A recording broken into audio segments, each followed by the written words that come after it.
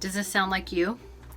Lonely, embarrassed, ashamed, confused, lost, unsure, ready to throw in the towel? If that sounds like you and your marriage at all, I understand. I've been there. For years I was there. And today I'm going to talk to you about how to rebuild your marriage. My name is Gina Alanata, and I am a life and business coach for women. And through the years, I have watched not only myself, but many other women that have put everything and everyone else in front of their marriage at their own peril. And some of them have gotten divorced, some of them haven't. But today I want to talk to you about if you're serious about rebuilding your marriage, what it's going to take. And let me just preface this first by saying I'm not a licensed therapist or counselor. Matter of fact, I'm going to talk to you about that on this video today, that you need to get one.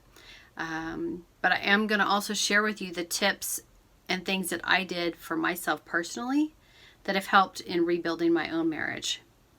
All right, let's get started. This is not going to be an easy journey, but it's one, if you're watching this video, that I think you want and you need right now in your life, okay?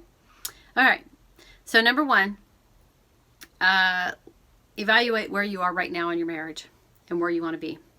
My guess is that if you're watching this video, you're not happy with where your marriage is. Maybe you're not happy with yourself. You're not happy with your spouse, your life situation. But I want you to evaluate where you're at right now and where you want to be. That's very, very important, okay? Number two, make a list of steps to get there and the people that can help you.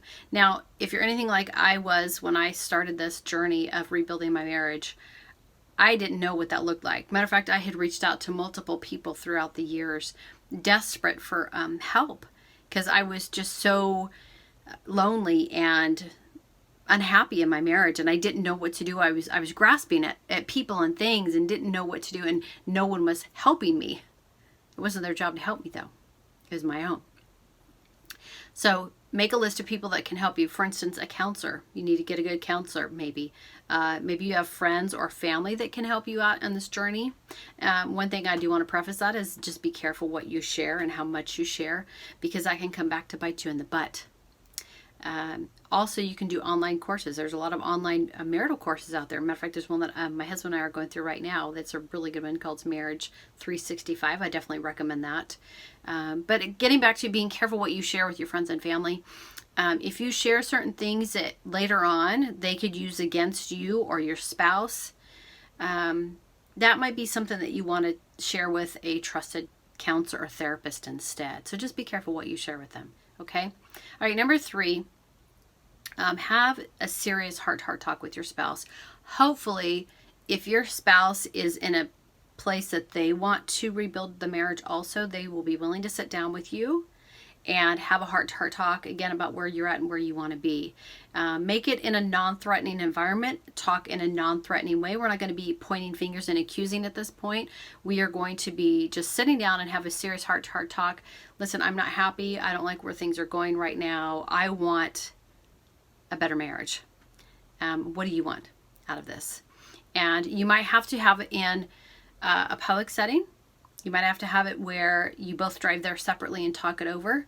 That's something that you'll need to talk about yourself. But the number one thing in this, when you sit down with your spouse, is to make sure that you're not pointing fingers and accusing. Those are things, you're going to work through this. It's going to take some time, okay? Number four, be open to change. This is a big one for me. And this is when I finally realized about myself, is that you need to be open to change. And not changing your spouse, changing you. It all starts with you. The only person you can change in life is you. So you didn't get in the spot overnight in your marriage. You're not going to get out of it overnight. But start the process of change with yourself. Okay? Number five, get started today on you. You don't have to wait. Right? There's online courses. You're watching this video. Reach out to a trusted friend, a counselor, whatever you need to do, but get started today. Because if you've been going through this like I was for years and years and years, where you're unhappy and you want a better marriage and you want you want your spouse to change because it's not you, it's them, which it might be. But again, it all starts with you. So get started today. And let me just say this, take it a day at a time. Don't get overwhelmed with, oh my gosh, there's so much work to do. I don't know if we'll ever be there. Take it a day at a time. Do what you can just today. Tomorrow's a new day. Okay? You're going to have setbacks. That's normal, but just take it a day at a time. Okay. Next one is make sure, and this is one I had to learn myself, is to extend grace and forgiveness to yourself. I remember when I had a counselor, I had a therapist, and she asked me if I had forgiven myself. And I kind of laughed. I was like, forgive myself? I don't know what I need to forgive myself for. And she just kind of sat there for a minute. And I said, I don't understand the question. What do I need to forgive myself for?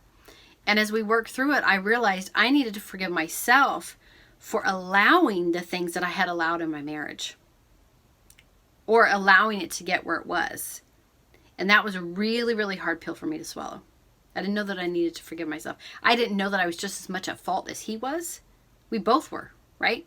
I was like, it's you, it's you, it's you. You need to change. But when I started focusing on myself and my own change, it's amazing how things in my marriage started to turn around.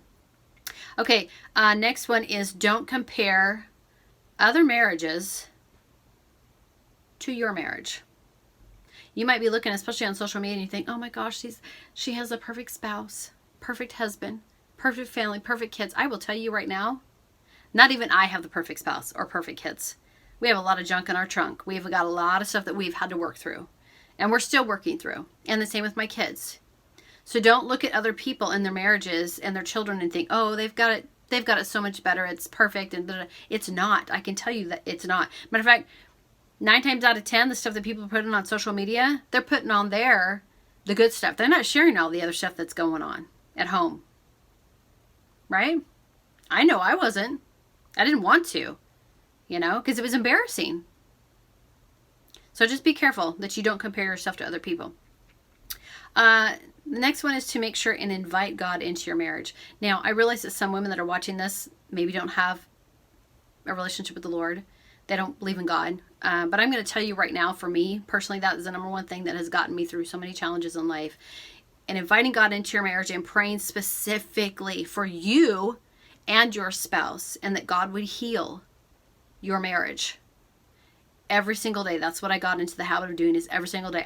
There were times when I first started this journey, I didn't want to pray for my spouse at all. Matter of fact, if anything, I wanted to pray the opposite of our marriage working and, health and wealth and all this stuff for him. I didn't want to pray anything good for him because I did not like him. I didn't want to be in the same room with him. Am I hitting a button for some of you right now?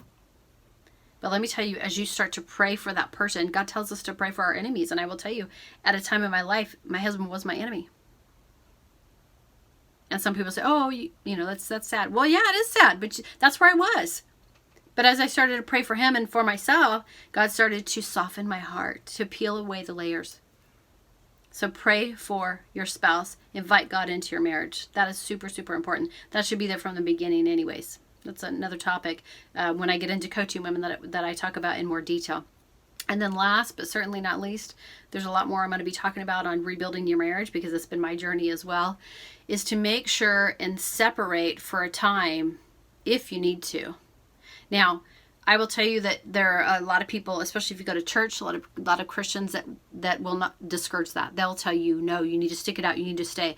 And I'm here to tell you, from personal experience, there are times when you need to separate, especially if there's any kind of abuse going on, physical, mental, emotional abuse going on, financial abuse.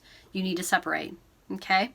Now, if you're planning on rebuilding your marriage and getting back together, your separation is not to go out and meet other people and hook up and, find other people. Your whole goal by separating is to eventually come back together. So everything you should be doing on that journey when you're separated is working towards getting back together and reconciling that marriage. Okay?